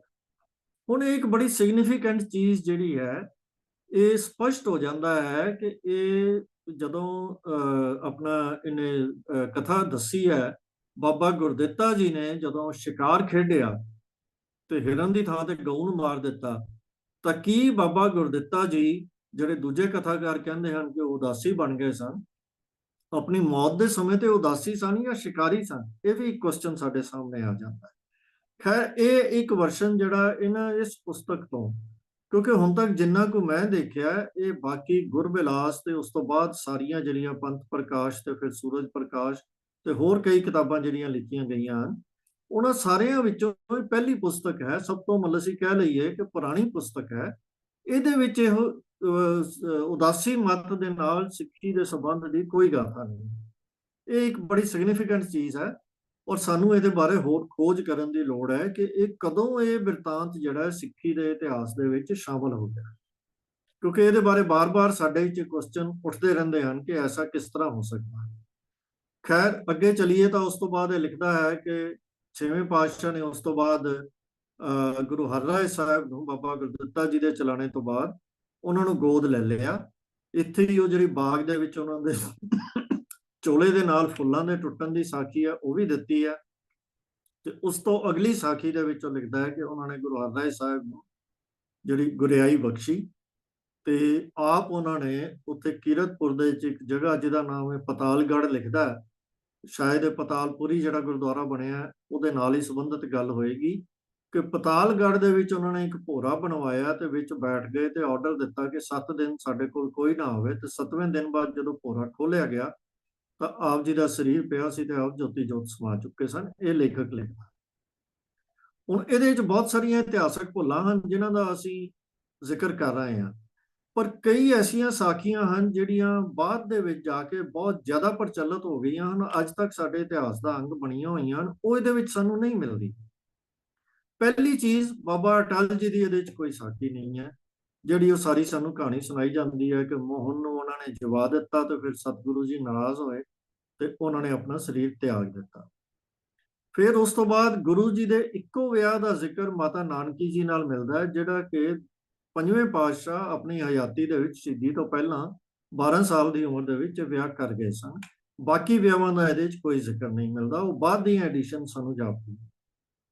ਫਿਰ ਜਿਵੇਂ ਮੈਂ ਅੱਗੇ ਜ਼ਿਕਰ ਕੀਤਾ ਹੈ, ਅੰਮ੍ਰਿਤਸਰ ਦੇ ਵਿੱਚ ਦੀਪਮਾਲਾ ਜਾਂ ਦੀਵਾਲੀ ਦਾ ਕੋਈ ਜ਼ਿਕਰ ਨਹੀਂ ਹੈ। ਭਾਈ ਅਲਮਸਦ ਦੀ ਵੀ ਆਪਾਂ ਗੱਲ ਕਰ ਚੁੱਕੇ ਹਾਂ, ਬਾਬਾ ਸ੍ਰੀ ਚੰਦ ਜੀ ਦੇ ਨਾਲ ਵੀ ਕੋਈ ਸੰਬੰਧ ਨਹੀਂ ਹਨ। ਤੇ ਇੱਕ ਹੋਰ ਸਿਗਨੀਫੀਕੈਂਟ ਚੀਜ਼ ਜਿਹੜੀ ਹੁਣ ਤੱਕ ਆਪਾਂ ਇਹਦੇ ਵਿੱਚ 6ਵੇਂ ਪਾਤਸ਼ਾਹ ਦੇ ਜੀਵਨ ਦੇ ਵਿੱਚ ਦੇਖ ਰਹੇ ਹਾਂ, ਕਿ ਸਿਵਾਏ ਇੱਕ ਥਾਂ ਦੇ ਉੱਤੇ ਕਿ ਸਤਿਗੁਰੂ ਜੀ ਆਪਣੇ 5 ਪੁੱਤਰਾਂ ਦੇ ਨਾਲ ਵਿਚਰਦੇ ਸਨ, ਜਿਨ੍ਹਾਂ ਵਿੱਚ ਗੁਰੂ ਤੇਗ ਬਹਾਦਰ ਸਾਹਿਬ ਦਾ ਨਾਮ ਲਿਖਿਆ ਹੈ, ਉਸ ਤੋਂ ਇਲਾਵਾ ਪੂਰੀ ਜੀਵਨੀ 6ਵੇਂ ਪਾਤਸ਼ਾਹ ਜੀ ਦੇ ਵਿੱਚ ਗੁਰੂ ਤੇਗ ਬਹਾਦਰ ਸਾਹਿਬ ਦਾ ਕਿਤੇ ਵੀ ਨਾਮ ਨਹੀਂ ਆਇਆ। ਨਾ ਉਹਨਾਂ ਦਾ ਨਾਮ ਤਿਆਗਮਲ ਹੋਣ ਦਾ ਜ਼ਿਕਰ ਆਇਆ ਹੈ ਤੇ ਨਾ ਉਹਨਾਂ ਦੇ ਜੌਹਰ ਦਿਖਾਉਣ ਦਾ ਜ਼ਿਕਰ ਆਇਆ ਜਿਸ ਤੋਂ ਬਾਅਦ ਤੇਗ ਬਹਾਦਰ ਹੋਇਆ ਹੋਵੇ। ਤੇ ਨਾ ਜਦੋਂ ਗੁਰੂ ਹਰਿਰਾਏ ਸਾਹਿਬ ਨੂੰ ਗੁਰਿਆਈ ਦਿੱਤੀ ਗਈ ਹੈ, ਉਦੋਂ ਜਿਵੇਂ ਕਿਹਾ ਜਾਂਦਾ ਹੈ ਕਿ ਕਿਰਪਾਨ ਤੇ ਰੁਮਾਲ ਤੇ ਗੁਟਕਾ ਦੇ ਕੇ ਉਹਨਾਂ ਨੂੰ ਬਾਬੇ ਬਕਾਲੇ ਜਾ ਕੇ ਰਹਿਣ ਲਈ ਕਿਹਾ ਗਿਆ, ਉਹ ਕੋਈ ਸਾਖੀ ਹੈ।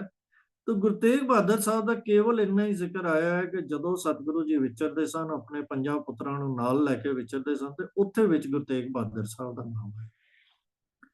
ਤੋ ਇਹ ਸਾਰੀਆਂ ਗੱਲਾਂ ਤੋਂ ਇਹ ਜਿਹੜੀਆਂ ਸਾਖੀਆਂ ਜਿਨ੍ਹਾਂ ਦਾ ਮੈਂ ਹੁਣ ਪਿੱਛੋਂ ਕੁਝ ਜ਼ਿਕਰ ਕੀਤਾ ਹੈ, ਉਹਨਾਂ ਨੂੰ ਅਗਰ ਅਸੀਂ ਸਾਹਮਣੇ ਰੱਖੀਏ ਤੇ ਅਸੀਂ ਕਹਿ ਸਕਦੇ ਹਾਂ ਕਿ ਸਨ 1776 ਜਦੋਂ ਇਹ ਪੁਸਤਕ ਕੰਪਲੀਟ ਕੀਤੀ ਗਈ ਹੈ, ਉਦੋਂ ਤੱਕ ਇਹ 'ਚ ਕੋਈ ਵੀ ਸਾਖੀ ਸਾਡੀ ਰਵਾਇਤ ਦਾ ਹਿੱਸਾ ਨਹੀਂ ਹੋਵੇਗੀ। ਜੇ ਹੁੰਦੀ ਤਾਂ ਇਹਦੇ ਵਿੱਚ ਆ ਜਾਣੀ ਸੀ। ਤੋ ਇਦਾਂ ਜਾਪਦਾ ਹੈ ਕਿ ਉਸ ਤੋਂ ਬਾਅਦ ਜਿਹੜਾ ਸਾਹਿਤ ਰਚਿਆ ਗਿਆ, ਖਾਸ ਕਰ ਗੁਰਬਿਲਾਸ ਪਾਤਸ਼ਾਹੀ 6ਵੀਂ, ਕਿਉਂਕਿ ਇਹ ਸਮਾਂ ਉਹਦੇ ਜਿਹੜਾ ਮੇਨ ਇਸ਼ੂ ਹੈ, ਮੇਨ ਪਾਤਸ਼ਾਹੀ 6ਵੀਂ ਦੇ 6ਵੇਂ ਪਾਤਸ਼ਾਹ ਦੇ ਜੀਵਨ ਨੂੰ ਹੀ ਆਧਾਰ ਬਣਾ ਕੇ ਸਾਰੀਆਂ ਗੱਲਾਂ ਲਿਖੀਆਂ ਗਈਆਂ ਹਨ, ਇਹ ਉਹਦੇ ਚ ਐਡੀਸ਼ਨਸ ਕੀਤੀਆਂ ਗਈਆਂ ਹਨ। ਤੇ ਫਿਰ ਉਸ ਤੋਂ ਬਾਅਦ ਬਾਕੀ ਸਾਰੇ ਰਾਈਟਰਸ ਨੇ, ਭਾਈ ਵੀਰ ਸਿੰਘ ਤੇ ਫਿਰ ਉਸ ਤੋਂ ਬਾਅਦ ਪ੍ਰਿੰਸੀਪਲ ਸਤਬੀਰ ਸਿੰਘ, ਤੇ ਖੈਰ ਆਪਾਂ ਕਿਸੇ ਦਾ ਵੀ ਨਾਂ ਇਹਦੇ ਚੋਂ ਛੱਡ ਨਹੀਂ ਸਕਦੇ। ਹਰ ਸੰਸਥਾ, ਹਰ ਲੇਖਕ ਨੇ ਇਹ ਚੋਂ ਬਹੁਤ ਸਾਰੀਆਂ ਗੱਲਾਂ ਦਾ ਜ਼ਿਕਰ ਉਹਦੇ ਵਿੱਚ ਆਪੋ ਆਪਣੇ ਢੰਗ ਦੇ ਨਾਲ ਕੀਤਾ ਹੈ।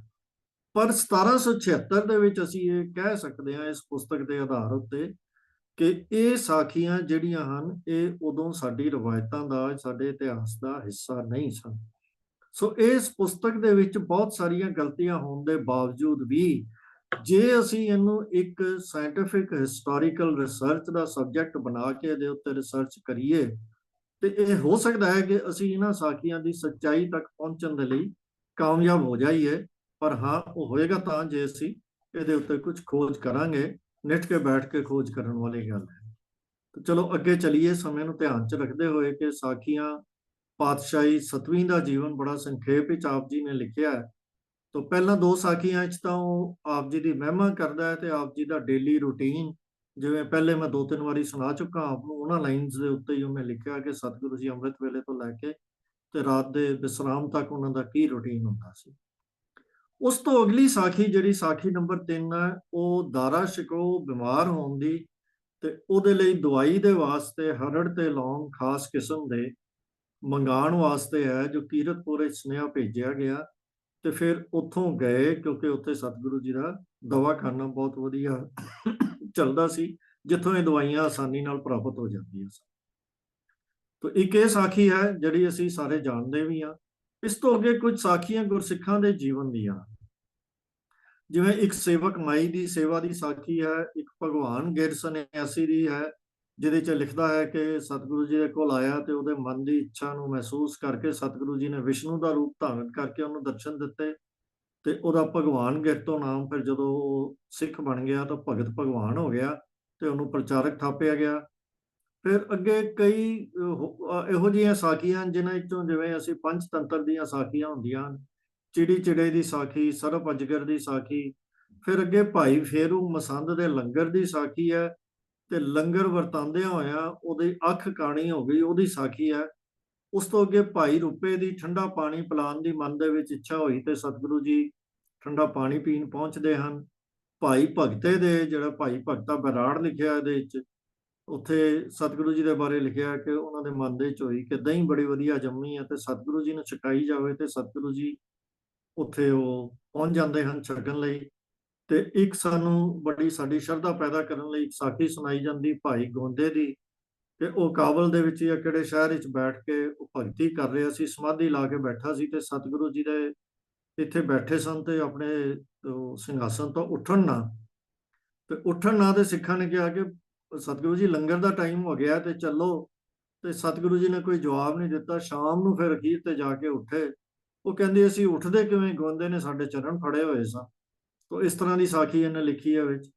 ਇਸੇ ਤਰ੍ਹਾਂ ਹੀ ਫਿਰ ਅੱਗੋਂ ਦੋ ਸਾਖੀਆਂ ਦਾਰਾ ਸ਼ਿਕੋਹ ਨਾਲ ਸੰਬੰਧਿਤ ਲਿਖਦਾ ਹੈ। ਪਹਿਲੀ ਤਾਂ ਲਿਖਦਾ ਹੈ ਕਿ ਦਾਰਾ ਸ਼ਿਕੋਹ ਨਾਲ ਸਤਿਗੁਰੂ ਜੀ ਦਾ ਕੋਈ ਚਿੱਠੀ ਪੱਤਰ ਹੁੰਦਾ ਰਿਹਾ, ਇੰਨੀ ਗੱਲ ਹੀ ਲਿਖੀ ਹੈ।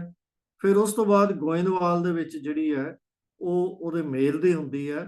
ਜਦੋਂ ਲੱਗਦਾ ਹੈ ਕਿ ਉਹ ਭੱਜ ਕੇ ਜਾ ਰਿਹਾ ਸੀ, ਤੇ ਉਹ ਗੋਇੰਦਵਾਲ ਦੇ ਵਿੱਚੋਂ ਉਹਨੇ ਨਦੀ ਪਾਰ ਕੀਤੀ, ਤੇ ਇਹਦੇ ਕਹਿਣ ਦੇ ਮੁਤਾਬਕ ਸਤਿਗੁਰੂ ਜੀ ਉਦੋਂ ਕੀਰਤਪੁਰ ਤੋਂ ਉੱਠ ਕੇ ਤੇ ਗੋਇੰਦਵਾਲ ਗਏ ਹੋਏ ਸਨ, ਤੇ ਉੱਥੇ ਬੈਠੇ ਹੋਏ ਸਨ, ਤੇ ਉੱਥੇ ਉਹਨਾਂ ਦਾ ਮੇਲ ਹੁੰਦਾ ਹੈ। ਫਿਰ ਉਸ ਤੋਂ ਬਾਅਦ ਔਰੰਗਜ਼ੇਬ ਵੱਲੋਂ ਬੁਲਾਵਾ ਭੇਜਿਆ ਜਾਂਦਾ ਹੈ, ਤੇ ਆਪ ਜਾਂਦੇ ਨਹੀਂ। ਫਿਰ ਔਰੰਗਜ਼ੇਬ 2 ਵਾਰੀ ਫੌਜ ਭੇਜਦਾ ਹੈ, ਪਰ ਫੌਜ ਭੇਜਦਾ ਹੈ ਤੇ ਇਹੀ ਜਿਵੇਂ ਇਹਦਾ ਸਟਾਈਲ ਹੈ ਕਰਾਮਾਤੀ ਢੰਗ ਨਾਲ, ਕਿ ਜਿਹੜਾ ਜਰਨੈਲ ਆਇਆ ਉਹ ਰਾਹ 'ਚ ਹੀ ਮਰ ਜਾਵੇ ਦੋਨੇ ਵਾਰੀ। ਤਾਂ ਫਿਰ ਉਸ ਤੋਂ ਬਾਅਦ ਔਰੰਗਜ਼ੇਬ ਨੇ ਉਹ ਸੱਦੇ ਭੇਜਣੇ, ਆਪਣੀ ਜ਼ਬਰਦਸਤੀ ਵਾਲੇ ਫੌਜਾਂ ਭੇਜਣ ਵਾਲੇ ਬੰਦ ਕਰ ਦਿੱਤੇ। ਫਿਰ ਉਹਨੇ ਦਿੱਲੀ ਤੋਂ ਸੁਨੇਹਾ ਭੇਜਿਆ ਰਾਜਾ ਜੈਪੁਰ ਦੇ ਰਾਜੇ ਦੇ ਥਰੂ ਕਿ ਗੁਰੂ ਸਾਹਿਬ ਨੂੰ ਬੁਲਾਇਆ ਜਾਵੇ। ਫਿਰ ਗੁਰੂ ਜੀ ਨੇ ਰਾਮ ਰਾਏ ਨੂੰ ਦਿੱਲੀ ਜਾਣ ਦੀ ਹਦਾਇਤ ਦਿੱਤੀ। ਫਿਰ ਉੱਥੇ ਉਹ ਸੇਮ ਸਟੋਰੀ ਜਿਹੜੀ ਇਹਨੇ ਲਿਖੀ ਹੈ ਉਹ ਅੱਜ ਤੱਕ ਰਿਪੀਟ ਹੋ ਰਹੀ ਹੈ, ਕਿ ਉੱਥੇ ਉਹਨੇ ਕਰਾਮਾਤਾਂ ਬਹੁਤ ਸਾਰੀਆਂ ਦਿਖਾਈਆਂ।